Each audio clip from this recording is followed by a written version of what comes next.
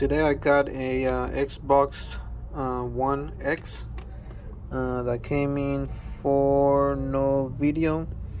I don't know what that is. For this model, usually it's a board issue, since I don't see any physical damage on the port itself. Most likely it will be a motherboard issue. So I'm going to go ahead and take it apart and get to it.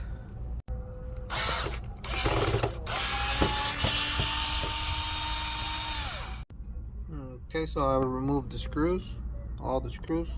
Now we just pop this open. Alright, we have the CD-ROM, DVD drive, hard drive, power supply, fan, and motherboard. We're almost there.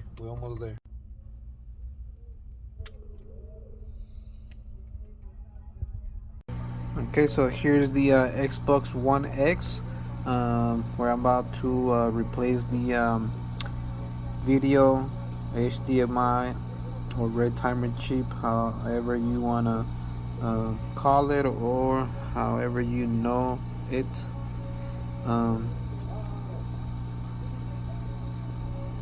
Okay, so refresh the thermal paste again, so the customer won't experience overheating issues. So it's time to test.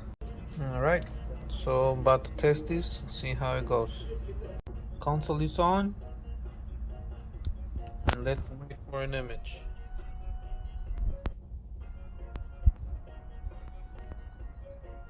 There we go. Image is restored. It was a motherboard issue.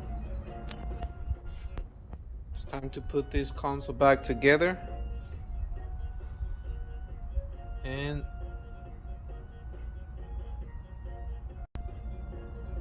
it's time to put this console together and on to the next one.